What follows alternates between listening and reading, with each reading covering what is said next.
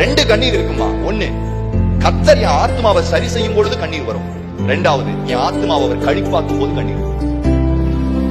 தெய்வம் உனக்குள்ள அந்த சந்தோஷத்தையும் அந்த சமாதானத்தையும் கொடுக்கும் போது தானா கண்ணுல இருந்து என்ன ஊத்தும். பாதி பேர் ஆராதனைக்குள்ள வந்து கைய உயர்த்தி யார நினைச்சு அழுதுகிட்டு இருப்பாங்கன்னா, செத்து போன அம்மாவை நினைச்சு, செத்து போன அப்பாவை நினைச்சு, செத்து போன தாத்தாவை நினைச்சு, அப்புறம் லாஸ் ஆனதை நினைச்சு, தோல்வியானதை நினைச்சு. யாருமே ஆத்துமாவை முன்னாடி வச்சு ஆராதிக்கிறதே. வாலிப பயலா இருந்தா என்னை விட்டு போயிட்டானே, போகாம என்ன செய்வாவா, என்ன ரொம்ப நம்புனேனே விட்டு போயிட்டானே, அதை நினைச்சு எங்க அழுதுகிட்டு இருப்பாரு. அது இல்ல இங்க அழுகிறது. நீங்க அழுதுட்டு இருப்பீங்க, நாங்க ஒன்றரை கண்ணில் பாத்துருவோம். அதை உன் கண்ணீரை துடைக்கிறார் மகளேனோட நீங்க உருண்டு உருண்டு அழுகு. ஒன்றரை கண்ணில் பார்த்து நீங்க அழுகிறத பார்த்து சகோதரி கண்ணீர் வடிக்கிற உன்னை கர்த்தர் தேர்த்துவார். ஏன்னா நான் ஃபர்ஸ்டே பாத்துட்டேன். நம்மால அதுக்கு ஏத்தாப்புல மேல இருந்து அடிச்சு அள்ளி விடுவாங்க. கீழே விழுந்துட்டியா, உன்னை குத்திட்டாங்களா, உன்னை வந்து ஏமாத்திட்டாங்களா, உன்னை விட்டுட்டு போயிட்டாங்களா, அவன் உன்னை ஓன்னு உடஞ்சு அழுதுகிட்டு இருக்கான்.